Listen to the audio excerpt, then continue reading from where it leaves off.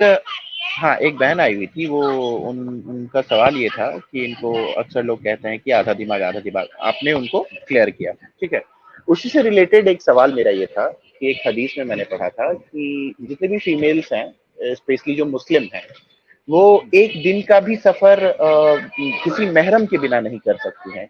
तो मेरा सवाल यहाँ ये है कि आज के समय में मतलब ये कितना मतलब लॉजिकल है, क्योंकि आज के समय में अगर हम नॉन मुस्लिम्स की बात करें, वो तो करते हैं, और बहुत ऐसा सेगमेंट है जैसे जॉब हो गया या फिर बहुत ऐसा काम है जो अकेले करना मतलब लोगों को पड़ता है, खास करके फीमेल्स को। तो ये कहाँ तक सही है, और या इसको आप लोग कैसे लेते हैं? ठीक है, म्यूट कीजिएगा क्योंकि आपके पीछे से ना हाँ बहुत। बिल्कुल। हाँ, थैंक यू नितेश भाई। अच्छा, इसमें उलमा की दो राय हैं, मैं दोनों रख देता हूं, फिर आप जो मुझे समझ आई है वो मैं रख दूंगा। एक राय ये है उलमा की कि महरम को सफर में रखने की जरूरत जो थी, अगर वो जरूरत साबित हो जाती है तो औरत ऐसा नहीं है कि अकेली सफर नहीं कर सकती। इसमें वो दलील बयान करते हैं कि अल्लाह के रसूल की एक पेश गोई है कि अल्लाह के रसूल ने फरमाया कि कुर्ब क़यामत में एक ऐसा वक्त आएगा कि इतना अमन हो जाएगा, इतना अमन हो जाएगा कि एक औरत जेवर से लदी भी होगी, वो अपनी सवारी पर बैठेगी और अकेले सफर करेगी और उसको खुदा के अलावा किसी का खौफ नहीं होगा। इससे वो लोग इस्तदलाल करते हैं कि एक टाइम में अगर ये शर्त साकित हो जाए, यानी ये कंडीशन गिर जाए कि औरत को मिसाल के तौर पर कोई मर्द छेड़े या उसके साथ कोई रेप कर दे या उसकी चोरी हो जाए या उसका कोई मर्डर कर दे, ऐसी चीजें अगर किसी जगह पर खत्म कर दी जाएं और सेफेस्ट जगह में वो पहुंच जाए, तो ऐसी सूरत में औरत जो है वो अकेले सफर कर सकती है, ये वो कहते हैं। उसमें भी वो ये चीज ऐड करते हैं कि बशर्ते ये कि बड़ा इंपॉर्टेंट काम हो, इसके साथ वो ये कहते हैं। ऑब्वियसली किसी ने ब्रेड अर्न करना है, किसी ने कोई फाइनेंशियली कोई वीक है और उसकी वाइफ जॉब कर रही है या कोई बेटी जॉब कर रही है या माँ जॉब कर रही है, तो ये मामला उनकी दलील ये है। अच्छा, दूसरे लोग हैं वो कहते हैं कि नहीं, चाहे दुनिया में कोई मर्द भी ना रहे और वो अकेले हों, यानी बहन भाई अकेले हैं और दुनिया में कोई मर्द भी नहीं, तब भी कुरान के हुक्म को या इस्लाम के हुक्म को फॉलो किया जाएगा कि वो मर्द की जिम्मेदारी है कि वो उस औरत को हर तरह से प्रोटेक्ट करेगा। ठीक है, तो ये दो चीजें आपके सामने हैं, ये मैंने दोनों चीजें रख दी। अब मैं आपके सामने एक सूरत हाल रख देता हूं जो मेरी नजर के अंदर है, वो ये है, आज के दौर में मेरी नजर के अंदर मर्द इररिस्पॉन्सिबल होता जा रहा है। जब जब कोई चीज लैक करती है तब तब उस चीज की जिम्मेदारी ज्यादा डालनी पड़ती है, ये मेरा मानना है। जब जब कोई रिस्पॉन्सिबल बंदा लैक करता है अपनी रिस्पॉन्सिबिलिटी से, तब तब उसके ऊपर जिम्मेदारी ज्यादा डालनी चाहिए। उसकी वजह यह है कि उसको जिम्मेदार बनाया जाए, एहसास दिलाया जाए, ताकि वो हकूक पूरे करे, राइट्स पूरे करे। ऐसी सूरत में मेरी ये राय ये है कि औरत को चाहिए कि अगर उसने ऐसी जगह पर सफर करना है कि जिसमें उसका महरम मौजूद है और किसी किस्म का कोई शरी उजर मौजूद नहीं, तो उस जगह पर शरी उजर से मुराद ये है कि एक ऐसा एक्सक्यूज जो इस्लामिक पॉइंट ऑफ व्यू से वैलिड होता हो, तो उस औरत को चाहिए कि वो अपने महरम को साथ लेके जाए और महरम के ऊपर वाजिब है कि उसके साथ जाए। क्यों? पता क्या है, safety security point of view से नहीं, मॉरल पॉइंट ऑफ व्यू से। मॉरल पॉइंट ऑफ व्यू से यह है कि उसकी रिस्पॉन्सिबिलिटी को बढ़ाया जाए, उसको एक्टिव किया जाए। इसकी मिसाल मैं आपको देता हूं नितेश भाई, छोटे छोटे बच्चे होते हैं, हम उनको पैसे देते हैं और कहते हैं जाओ ये बेगर की मदद, गरीब की मदद कर आओ। हालांकि हम खुद भी कर सकते हैं, पता क्यों? क्योंकि बच्चों में ये आस्था पैदा करना, ये सम्मान पैदा करना, ये रिस्पॉन्सिबिलिटी पैदा करना कि वो अपना एक पार्ट और अपने कंट्रीब्यूशन रखते हैं जो सोसाइटी की तरफ उन्होंने देना है, बच्चों के अंदर बचपन से। इसी तरीके से मैंने ऐसे घरों में देखा है, हमारे खुद के घर के अंदर भी ऐसा होता है कि वालदा जो हैं वो चाहे मिसाल के तौर पर मेरा अगर एक भाई है, वो कमा भी रहा है और वो मुझसे छोटा है, तो मेरी वालदा फिर भी फोर्स करेंगी, चाहे वो छोटा है चाहे कमा रहा है, मगर तुमने फिर भी उसको सपोर्ट करना है, कुछ ना कुछ अपनी इनकम के अंदर से उसको देना है। पता है क्यों? क्योंकि रिलेशनशिप स्ट्रांग हो। पता है आपको, रिलेशनशिप तब तक स्ट्रांग नहीं होता जब तक आप सेक्रीफाइस नहीं करते। आज के दौर में जो नफसा नफसी का आलम है कि बहन को भाई की फिक्र नहीं है, भाई को बहन की फिक्र नहीं है, माँ बाप को बच्चों की परवाह नहीं है, बच्चों को माँ बाप की परवाह नहीं है, सोशल फैब्रिक और फैमिली सिस्टम कोलैप्स कर रहा है। ऐसी सूरत में हमें रिस्पॉन्सिबिलिटी को कायम करने के लिए और सोसाइटी के अंदर ऐसा रुझान पैदा करने के लिए कि वो ज्यादा बेहतर हो जाए, हमें फोर्स करना चाहिए। अब मैं मिसाल आपको देता हूं, वेस्ट ने खुला छोड़ा, सेफ्टी दी ना औरत को, सेफ्टी दी बच्चे को मगर खुला छोड़ा, वो एक बुराई से बचकर दूसरी बुराई में चले गए। अरबी का एक मकूला है, फर्रा मिनल मतारी वकाम तहतल मीजाब, बारिश से बचने के लिए आबशार के नीचे खड़े हो गए, जिसे कहते हैं आसमान से गिरा खजूर में अटका। वेस्ट के साथ ये हुआ, वेस्ट ने जहां रूल्स एंड रेगुलेशंस कायम किए, लॉ एंड ऑर्डर किया, पीस एंड सेफ्टी कायम की, औरतों को सिक्योरिटी दी, वहीं दूसरी जगह पर उनका इस्तेसाल शुरू हो गया, दूसरे मसले सामने आ गए। ठीक है, ऐसी सूरत में इस्लाम ये करता है कि बाज पाबंदियां इन अ लॉन्ग रन वो चाहता है कि सोसाइटी के अंदर एक सेंस ऑफ रिस्पॉन्सिबिलिटी पैदा हो। मैंने जो समीर के साथ डिबेट होनी थी, उस डिबेट के अंदर वो हुई नहीं, अनफॉर्चुनेटली अपनी शर्त पे पूरा नहीं उतरा। मैंने एक सेंस ऑफ रिस्पॉन्सिबिलिटी, एक बहुत इंपॉर्टेंट पॉइंट था उस डिबेट के अंदर। मैंने उस वक्त प्रॉमिस किया था कि जैसे ही मौका मिलेगा कभी मैं करूंगा कि मोहम्मद सल्लल्लाहु अलैहि वसल्लम सच्चे पैगंबर क्यों हैं। उसमें एक बड़ा स्ट्रांग पॉइंट है जिसको कभी मौका मिला मैं डिटेल में बयान करूंगा, जो सिर्फ इस्लाम देता है आपको, या वो धर्म भी देते हैं कि जो सत्य के ऊपर खड़े हैं। वो पता क्या है? Sense of responsibility.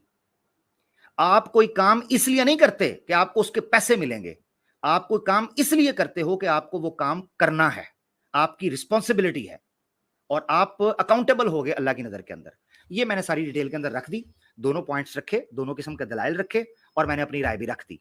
जो सोसाइटी का इस वक्त या दुनिया का इस वक्त हाल है, मेरी नजर के अंदर भाइयों को पाबंद करना होगा कि अपनी बहनों के सर के ऊपर खड़े हों, पाबंद करना होगा अपनी माओं का हाथ पकड़ें, पाबंद करना होगा अपनी बीवियों की जिम्मेदारी अदा करें, पाबंद करना होगा कि औरतों को मलका और क्वीन बना के रखें और उनके बॉडीगार्ड्स की तरह उनके साथ रहें।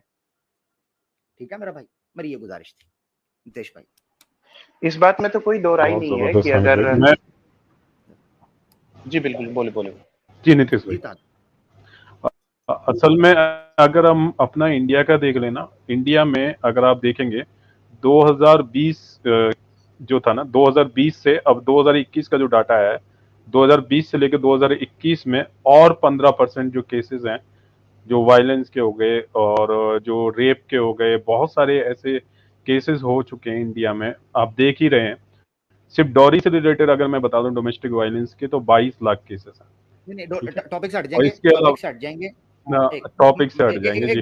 वैसे टोटल हाँ हाँ वो बता दें आप जी जी, बताएं 15 बताएं पॉइंट जी जी 15.3% जो है केसेस बढ़ चुके हैं, किडनैपिंग के, रेप के, ऑब्जेक्शंस के, टॉर्चर्स के, मोलेस्टिंग के, हरासमेंट के, बहुत सारे केसेस। तो इसमें आमिर भाई ने बहुत अच्छी तरीके से एक्सप्लेन करके बता दिया कि आज दौर वैसा है कि बिना महरम के औरत अगर निकलेगी तो बहुत मुश्किल हो जाएगी। अभी एक कॉलेज की एक लड़की को यूपी के अंदर में खुले में गोली मार दी, उसका वीडियो वायरल हुआ, लेकिन खुले में गोली मार दी। सेकेंड ईयर में पढ़ रही थी वो, और लड़का आया उसके सर में गोली मार दी।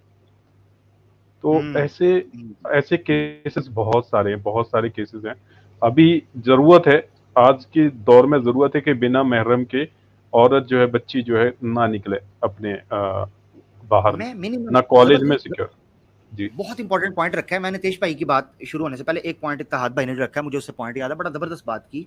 मैं ये चीज कहता हूं, आजकल तो यार नितेश भाई, महरम के साथ निकलने से कम होते होते ये हो गया है कि बहनें रात भर कहाँ हैं या बहनें कहाँ गई हैं भाइयों को पता ही नहीं होता। वो तो 10 दिन बाद जाके लाश मिलती है।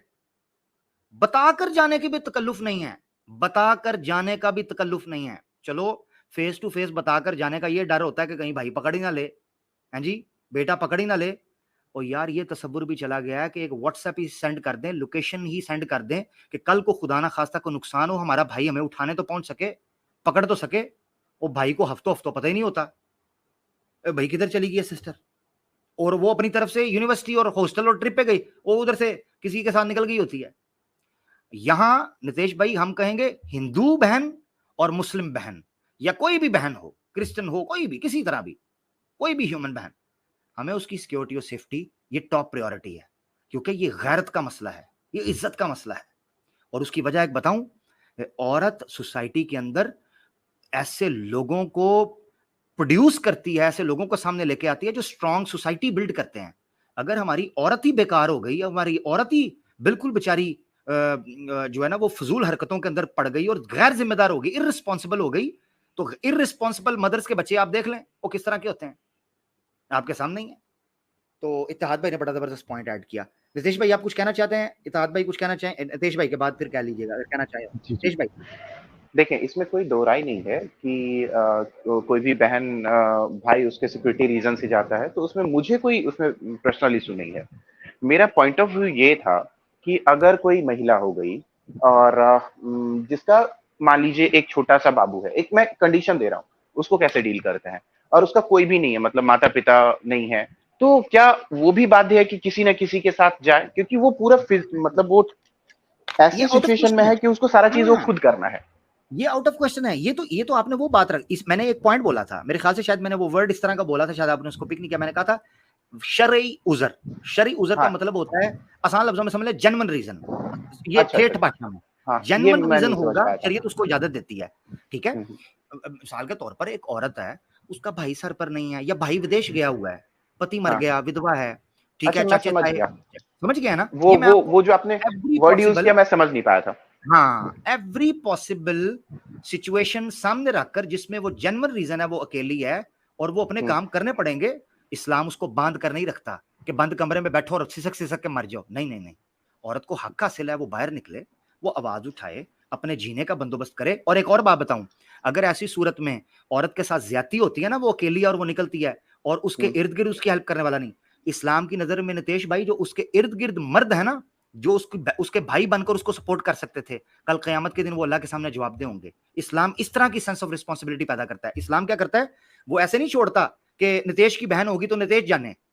नहीं, अगर नितेश की सोसाइटी के अंदर, नितेश विदेश गया है, अमेरिका, यूरोप, दुबई में किसी जगह पर जॉब कर रहा है, और नितेश की सिस्टर है जिसको बाजार में जाना है, या नितेश की सिस्टर बीमार होगी या हॉस्पिटल में, मैं देख रहा हूं वो बीमार पड़ी है, और आमिर हक वहां सोसाइटी के अंदर मौजूद है, और उसने ये कहा कि नितेश की बहन है, नितेश जाने, कल क़यामत के दिन नितेश, मेरा भाई आमिर हक अल्लाह के सामने जवाबदेह होगा। ये हमारा मानना है। आज के समय में जैसे हमारी एजुकेशन हो गई है, उसमें ये मतलब टफ टास्क नहीं हो गया कि मीन्स अगर मान लीजिए बहनें 4 क्लासेस जाती हैं, अब हर में अपने भाई को लगाएगी, तो भाई का पर्सनल भी काम हो गया, या भाई या किसी को भी लगाती है।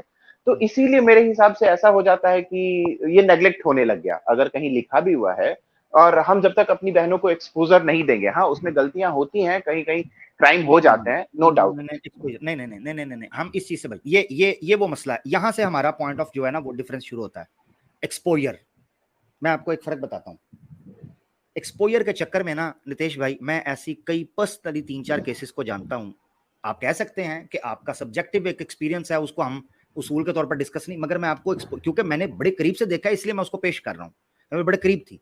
तो 3-4 ऐसी लड़कियों से मेरी गुफ्तगू हुई, जो लड़कियों को एक्सपोजर के चक्कर के अंदर उनकी पर्सनैलिटी को डिस्ट्रॉय कर दिया गया।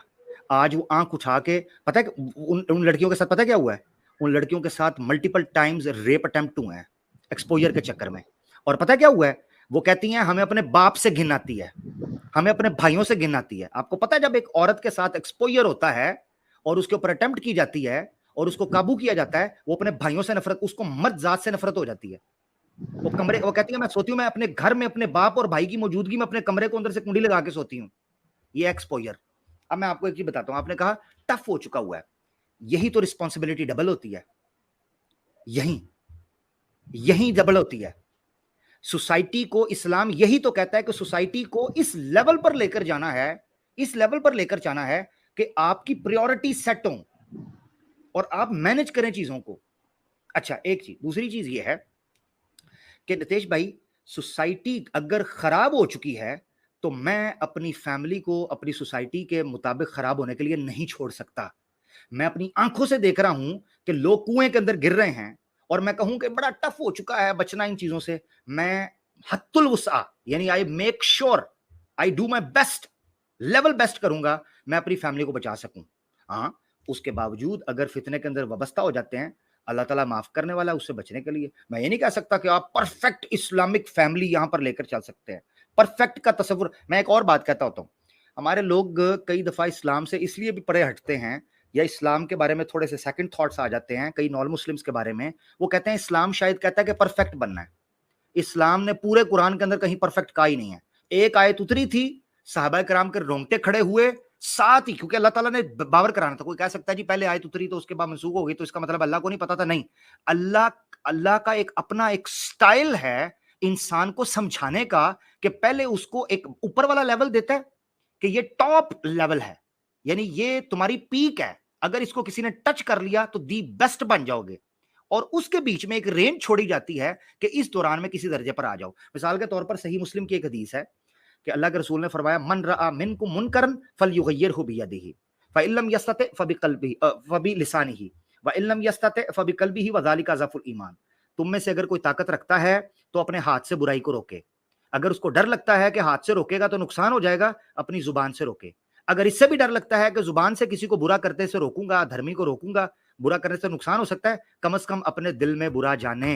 वज़ालिका अज़फ़ुल ईमान। इससे पता क्या पता चला? इससे पता चला कि इस्लाम आपसे डिमांड करता है मिनिमम की, मैक्सिमम की नहीं, मिनिमम की।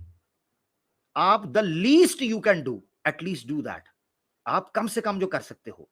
इसीलिए मैं कहता हूं जो मुसलमान इस चीज का इंतजार कर रहे हैं ना कि जब मैं परफेक्ट हूंगा, और जो नॉन मुस्लिम इस्लाम कबूल करने में अभी तक इस चीज का इंतजार कर रहे हैं मैं परफेक्ट हूंगा तो करूंगा, there is no such thing perfect, at least in this world. इस दुनिया के अंदर तो कोई भी चीज परफेक्ट कोई भी नहीं है। आपको अपना दी बेस्ट देना है और अपना मिनिमम जो ताकत है वो है। कुरान में अल्लाह ताला कहते हैं, ला युकल्लिफुल्लाहु नफ्सन इल्ला वुसअहा। अल्लाह किसी जान के ऊपर उसकी ताकत से ज्यादा वजन नहीं डालता, उससे वही पूछा जाएगा जिसकी वो ताकत रखता था। ठीक है जी, ये वो चीजें हैं जिनको समझना जरूरी है। तो मुसलमान के, नितेश भाई जब आपने कहा ना कि टफ हो जाता है, यही वो टाइम होता है जिसमें आपकी रिस्पॉन्सिबिलिटी बढ़ जाती है। नितेश भाई टफ टाइम्स के अंदर तो ज्यादा पता चलता है कि कोई इंसान, मिसाल के तौर पर नितेश भाई कोविड था, कोविड के अंदर जॉब नहीं थी लोगों के पास, पता चलना था स्ट्रीट क्राइम बढ़ गया था, लोग चोरी चकारी पर आ गए थे। मैंने केसेस देखे, लोग आटे की बोरी के लिए, चावल की बोरी के लिए, एक केस मैंने देखा 1 किलो आम के लिए एक छोटे से बच्चे ने चोरी की और पुलिस ने पकड़ के उसको मारा। कोविड के टाइम पर वही टाइम था जिस टाइम पर सोसाइटी के मोराल का पता चलता है। सोसाइटी का पता उस वक्त नहीं चलता कि जब जनाब सीसीटीवी कैमरे लगे हों और आप इंसान के बच्चे की तरह बैठे हो। तब क्या बैठे, पेट भरा हो तो डिकार सारे मारते हैं, मजा तो तब है पेट खाली हो तब तुम कहो या अल्लाह तेरा शुक्र है, मुश्किल टाइम में भी मैं तुझसे राजी हूं। पैसा हो तो सारे अच्छे लगते हैं, पैसा ना हो तब कोई साथ खड़ा हो तो वो याद रहता है। जो टफ टाइम होते हैं वही आपके आजमाइश के बेहतरीन टाइम होता है। वही वक्त होता है जब आपने दिखाना होता है अपना लेवल बेस्ट। और मैं आपको बताऊं, मुश्किल वक्त में ही इंसान की औकात और असलियत का पता चलता है। अच्छे टाइम के अंदर तो आपके साथ सारे खड़े, जेश भाई आपका बैंक बैलेंस में 2-3 करोड़ रुपया पड़ा हो, मैं देखता हूं 5-7 दोस्त आपकी जान ही नहीं छोड़ेंगे, और जैसे आपका बैंक बैलेंस जीरो होगा आपका फोन ही नहीं उठाएंगे। हमने दुनिया को देखा नहीं है क्या? हम कल इस धरती पे आए हैं, हमें पता है। तो इसीलिए टफ टाइम का बहाना मेरे ख्याल से एक्सक्यूज है, जेन्युइन एक्सक्यूज नहीं है। ये मेरी राय है नितेश भाई। सॉरी मैं काफी टाइम ले, बिल्कुल ठीक हो, हाँ बिल्कुल ठीक हो गया। अच्छे से आपने उसको टैकल किया है, और बहुत हद तक उसमें मैं सहमत हूँ। और हाँ, एक दो चीज